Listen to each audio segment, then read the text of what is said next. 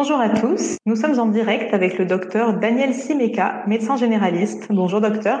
Bonjour. Aujourd'hui, nous allons vous parler des petits bobos de l'été. Notre expert répondra à toutes les questions que vous vous posez sur cette thématique. Écoutez, bonjour à tous. Merci d'être sur ce webinaire post-déconfinement. C'est toujours un plaisir, en tout cas, de se retrouver comme cela. Donc, je vous salue bien. Moi, je suis médecin généraliste, expert dans un certain nombre de disciplines dites non conventionnelles quand on les aime pas, ou dites alternatives et complémentaires quand on les aime. Vous savez, la sémantique change selon qu'on est du côté des pour ou du côté des contre. Ça veut dire que moi, j'utilise plein d'outils dans ma pratique, phytothérapie, oligothérapie, homéopathie, je suis également sophrologue, puisque mon credo en médecine, c'est la médecine intégrative. Je considère qu'il n'y a pas de camp, il y a un seul camp, c'est l'intérêt du patient. Et ces deux principes, le principe de parcimonie, d'abord, utiliser la thérapeutique la plus adaptée et la moins invasive, et un principe de globalité, c'est-à-dire qu'on ne soigne pas juste des symptômes, mais on soigne les gens de préférence en fonction de leur terrain et donc en tenant compte de la totalité de leur être. Alors du coup, voilà, quels sont ce qu'on appelle les petits bobos de l'été? Bon, il y en a plusieurs. Est-ce que vous pouvez peut-être faire le tour pour commencer? Ça donnera sans doute des idées ensuite à nos lecteurs pour poser leurs questions. Tout dépend d'abord ce qu'on fait l'été, bien évidemment. Il semblerait quand même que cet été, on va pouvoir passer des vacances dans notre hexagone, dans notre joli pays. C'est sûrement ce que vont faire la majorité des gens. Mais il est quand même possible, probable, qu'on puisse un peu se déplacer à l'étranger de façon plus classique, donc prendre l'avion. Alors moi, j'ai l'habitude de commencer mon propos quand je parle des difficultés liées à l'été, déjà par le voyage.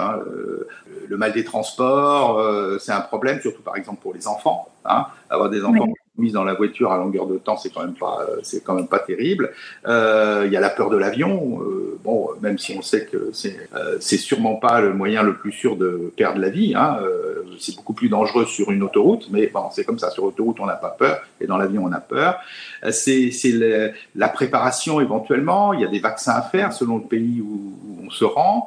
Et puis une fois arrivé là-bas, il y a tous les problèmes déjà alors pas tellement quand on est en France normalement, mais à l'étranger, de touristas, des diarrhées liées au changement de nourriture, à certains microbes, à certains virus. Il y a toute la pathologie liée au soleil, bien évidemment, parce que le soleil, c'est un ami à fréquenter avec modération. On en a besoin pour la vitamine D, mais on sait bien les inconvénients. C'est les piqûres d'insectes, et toutes les bestioles en tout genre, sans parler évidemment sans aller jusqu'aux serpents, aux araignées, mais principalement les piqûres d'insectes, voilà. Et moi, souvent, je termine d'ailleurs, je mets dans les pathologies de l'été le blues de la rentrée, parce que souvent, les vacances, elles sont sympas, elles sont agréables, c'est une espèce de rupture, et c'est presque pas une rupture, c'est-à-dire c'est comme si, en vacances, on se lâchait un petit peu et on se reconnectait avec notre être profond. Et souvent, la réflexion qu'on a pu tous se faire à un moment donné, quand on a passé vraiment 15 jours, 3 semaines de bonnes vacances, c'est de se dire, mais c'est ça la vraie vie, mais qu'est-ce que je vis d'habitude? Mais c'est 11 mois que je viens de passer, mais c'est quoi? Il y a une espèce de prise de conscience, sauf que, voilà, on n'est pas dans un monde idéal, il faut travailler, il faut gagner sa vie, etc., etc. Et donc, il y a une espèce de blues de rentrée, comme s'il y avait un jardin d'Éden un peu perdu, on est chassé du paradis terrestre que sont les vacances. Donc, je mets ça aussi, moi, dans la pathologie de l'été. Alors, nous avons Cathy qui est avec nous et qui demande si l'aquagym en mer est bénéfique pour la santé. L'aquagym, que ce soit en piscine ou en mer, bien évidemment, parce que le fait d'être dans l'eau, on le sait, supprime un petit peu la pesanteur. C'est un petit peu la même chose qu'avec le cyclisme, qu'avec le vélo, sauf que avec le vélo, c'est le fait d'avoir les fesses portées qui supprime une partie de la pesanteur et qui fait travailler les groupes musculaires de façon différente. Là, dans l'aquagym, vraiment, on est un petit peu porté. En même temps, il y a une résistance de l'eau qui fait qu'on se muscle davantage. Le fait que ça soit de l'eau de mer, c'est quand même plus naturel, parce qu'on sait bien, l'eau de piscine, ça ne veut pas dire que l'eau, c'est pas naturel, mais on est bien obligé de rajouter des choses dedans. Il y a une dimension cognitive, quand on est dans la mer, on n'est pas enfermé. Donc, bien évidemment que c'est excellent pour la santé. Je vois pas trop, à part de pas prendre ses précautions et de risquer de se noyer ou autre, je vois pas très bien quels pourraient être les inconvénients. Quel remède pour se protéger contre les piqûres de moustiques? Et les moustiques, ça pose vraiment un problème. C'est même maintenant un vrai problème de santé publique, qu'ils soient tigrés ou pas tigrés. Alors comment les reconnaître? Bon, il faut quand même bien regarder pour pouvoir faire la différence. Et puis le tout, c'est de se protéger. Bien évidemment, il y a les moyens classiques. Je ne vais pas insister. La moustiquaire, enfin, faire attention, surtout pour les enfants, de fermer les portes. Il y a une technique qui semble être toute bête, mais qui semble bien marcher quand on veut protéger surtout les enfants, c'est tout simplement le ventilateur. Parce que les moustiques, ils n'aiment pas trop les courants d'air, c'est un peu plus compliqué.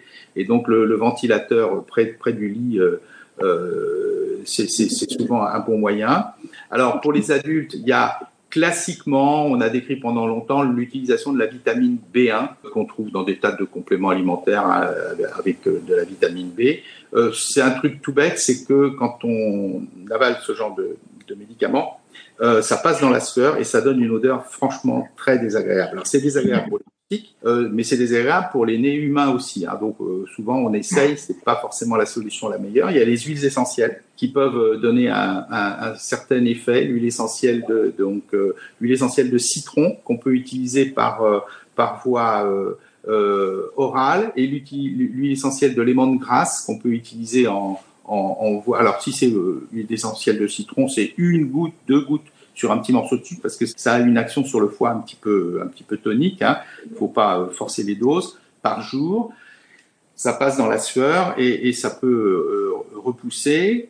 Et puis le lemongrass, l'huile essentielle de lemongrass qu'on peut utiliser diluée dans un petit peu d'huile d'avocat en application comme ça, parce que on met 5-6 gouttes d'huile de lemongrass dans 1 ou 2 cuillères à soupe d'huile végétale. Alors l'huile d'avocat, elle a ma préférence, mais l'huile d'olive, n'importe quelle huile végétale fait très bien l'affaire.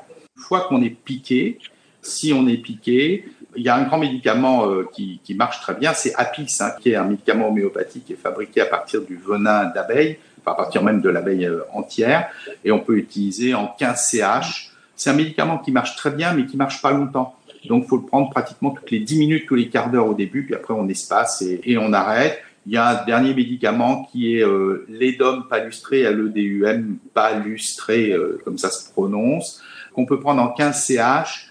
Il semblerait qu'on est moins piqué quand on le prend, 1 dose tous les 2-3 jours pendant la période où on est exposé. Quel est votre avis sur les bracelets anti-moustiques? J'ai pas le sentiment que ça soit d'une efficacité foudroyante, y compris les bracelets qui sont imprégnés avec des huiles essentielles. Je pense que ça n'a pas une grande efficacité et il est préférable quand même d'utiliser cette méthode avec les huiles essentielles, de tartiner un petit peu plus largement le corps. Dans les bobos de l'été, vous parliez tout à l'heure de tout ce qui est lié au soleil. Qu'est-ce que vous préconisez en cas de coup de soleil? Alors d'abord, moi, pour les gens qui sont très sensibles, je préconise un traitement préventif. Alors, on sait bien que, je parle pour les gens qui savent qu'ils font des réactions énormes. Il y a 3 lettres à retenir, c'est A, C et E. Vitamine A à base de carotène, la vitamine C que tout le monde connaît, et la vitamine E avec et souvent le sélénium associé, qui sont des éléments des micronutritionnels qui vont aider. Alors on fait une cure, il y a plein de spécialités, il faut demander conseil à son pharmacien, il y a plein de spécialités qui contiennent ces produits. 3 semaines avant, on fait une petite cure avant de s'exposer au soleil. Il y a un médicament homéopathique qui est muriatique acidum, l'acide muriatique acidum, que je préconise en 30 CH. On prend 1 dose par semaine le mois qui précède et pendant la période d'exposition. Après, une fois que l'érythème est là, le médicament principal qui correspond à ce coup de soleil ou à cet érythème, à cette lucite, c'est un médicament homéopathique qui est fabriqué à partir d'une plante qui est la belladone. Donc c'est belladonna, qu'on connaît souvent pour la fièvre chez des enfants, l'hiver, les rhinos et tout. Mais là, on va le prendre en 9 CH, par exemple, et on prendra 3 fois par jour pendant cette période de rougeur et de brûlure intense. Si c'est moins rouge et que c'est un peu plus rose et que c'est très amélioré par le froid, on revient au médicament précédent qui est Apis, qu'on prendra aussi en 9CH et 3 ou 4 ou 5 fois par jour selon l'évolution des symptômes. Mais c'est surtout la prévention. Alors évidemment, je ne le dis pas, mais parce que ça tombe sous le sens, c'est aussi de veiller aux écrans solaires, à pas s'exposer à outrance, à s'hydrater correctement parce que la peau déshydratée, elle prend beaucoup plus facilement les réactions solaires. Voilà, c'est tout cela aussi. Faut-il utiliser systématiquement des crèmes solaires indice 50?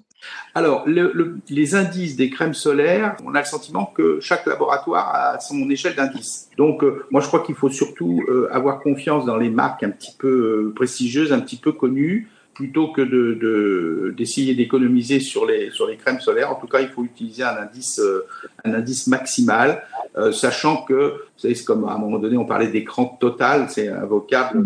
Si on veut vraiment se protéger, utiliser la crème solaire idéale, c'est le béton, hein, on reste à l'intérieur, et puis comme ça, on n'a pas de souci, mais c'est un peu dommage. Donc, il faut utiliser les crèmes qui sont à indice maximal. Très bien, merci. Pas de problème avec la vitamine D. La vitamine D, on la synthétisera toujours suffisamment, à condition, alors j'en profite, hein, parce qu'on manque tous chroniquement de vitamine D. Pour la vitamine D, il faut du soleil, mais il faut aussi avoir une fonction hépatique qui marche, parce que la synthèse de la vitamine D, ça passe par le foie. Donc, si on passe son temps à boire de l'alcool l'été, je ne dis pas qu'il ne faut pas, on peut se lâcher raisonnablement, mais il faut veiller à ce que on ne soit pas matraqué par l'alcool ou par les boissons sucrées, parce que sinon, c'est le foie qui, lui, va bloquer, même si on a du soleil. Je vois qu'il y a aussi une question par rapport à quelqu'un qui parle de bévitine. C'est ce que je disais par rapport à la vitamine B. Hein, c'est ça, c'est la vitamine B qui donne une odeur. Alors, c'est plus qu'une odeur de levure. Hein, c'est une odeur de levure, mais un peu passée quand même, la levure. Hein. C'est franchement, parce que la levure, quand c'est une odeur de croissance, c'est agréable. Là, franchement, ça sent mauvais. Donc, pour les moustiques, mais pour les autres aussi. Sylvie demande si prendre un comprimé par jour pendant les mois d'été n'est pas préjudiciable, car c'est tout de même une vitamine synthétique. Oui, les vitamines naturelles sont toujours plus intéressantes. Alors la vitamine B1 en vitamine naturelle, ça j'ai un doute, je suis pas sûr qu'on puisse trouver ça facilement sur le marché. D'autres vitamines naturelles, les vitamines naturelles sont bien sûr toujours préférables. Pourquoi? C'est très simple. Quand on fabrique une vitamine chimiquement, on fabrique les vitamines, c'est des molécules qui sont orientées. C'est un peu comme ma main droite et ma main gauche. Donc on sait bien que les vitamines qui appartiennent au règne du vivant, elles sont toutes orientées plutôt du côté gauche, hein, puisque notre ADN lui-même tourne à gauche. Et quand vous fabriquez chimiquement, vous fabriquez les deux formes. Or ça, ces deux molécules, donc je prends cet exemple avec mes doigts, hein, mais vous comprenez bien, une molécule, elle a une conformation spatiale et son image dans le miroir, elle n'aura pas forcément la même action chimique. Alors souvent, c'est une absence d'action chimique, donc on prend un comprimé, on n'a que la moitié qui marche. Il peut y avoir un petit inconvénient avec l'autre moitié, donc c'est toujours mieux les vitamines naturelles.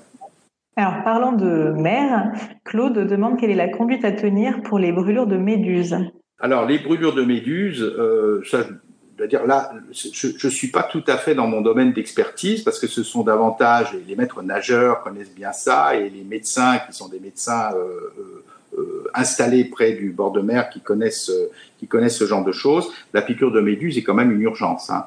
Donc, quand on s'est fait piquer par une méduse, normalement, c'est le 15, hein, directement. Alors, un autre thème qu'on n'a pas abordé, c'est celui des vaccins. Parce que souvent, c'est une période où on doit, pour partir à l'étranger, faire un certain nombre de vaccins, etc. Moi, c'est très clair, hein, je fais pas partie des anti-vaccins.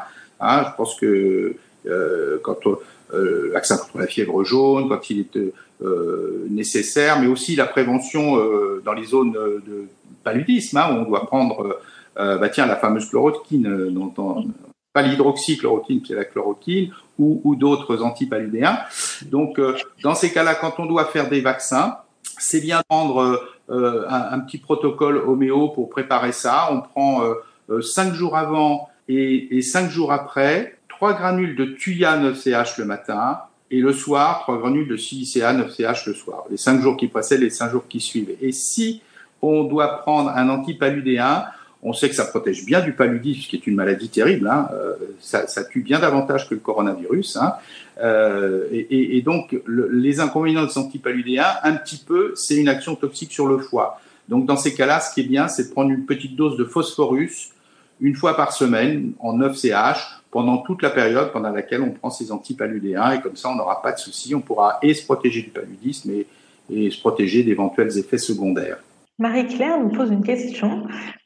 Pour les brûlures, par exemple avec le barbecue, comment savoir quel est leur degré de gravité et faut-il consulter? Alors, lorsqu'on se prend pour une saucisse et qu'on se grille soi-même, les 3 stades, très clairement, c'est quand c'est juste rouge, c'est le 1er degré. Quand ça cloque, on n'a pas en langage scientifique, on appelle ça une flictène. Lorsque ça cloque, c'est le 2e degré. Et quand on commence à voir que ça a un petit peu, qu'on est un peu abîmé, on le voit pas forcément du premier coup d'ailleurs, parce qu'au départ on peut ne voir que la cloque. Et c'est 3 jours, 4 jours plus tard, quand la cloque s'affaisse, quand éventuellement ça pète, qu'on s'aperçoit qu'en dessous ça a un tout petit peu creusé. Donc ça, c'est le 3e degré, et c'est sur le 3e degré où parfois il peut y avoir des cicatrices. Jusqu'au 2e degré, on a une cicatrisation, c'est invisible, on verra jamais qu'on a été brûlé. Alors on peut prendre effectivement des médicaments homéopathiques, il y a des choses comme ça, mais surtout il faut mettre des pansements gras pour permettre, alors désinfecter bien sûr, pour éviter l'infection, surtout si ça mettre sous l'eau froide aussi au tout début, enfin l'eau tiède. Oui. Absolument, absolument. Il y a pour les petites brûlures, il y a une technique qui est connue dans les écoles d'hôtellerie et de restauration. Parce que c'est des gens qui se brûlent facilement dans les cuisines, les petits apprentis, etc. Et on leur indique dès qu'on se brûle, on met du poivre moulu. Ce qui peut sembler complètement hallucinant. Moi, je l'ai fait une fois, j'ai essayé, ça marche et ça soulage la douleur absolument instantanément. Mais c'est juste pour la douleur sur le moment, on met du poivre moulu sur l'endroit brûlé. Mais après, sinon, effectivement, eau tiède, eau froide, et puis on surveille, et ensuite les pansements gras pour que ça cicatrise au mieux. Dans les brûlures, il faut faire attention, dès que ça concerne une zone de peau qui est un petit peu étendue, là, il y a un risque quand même, à la fois un risque infectieux, un risque de déshydratation, il y a beaucoup de risques, et dans ces cas-là, il faut consulter. Très bien. Merci à vous, docteur, d'avoir répondu présent. C'était un plaisir. Au revoir.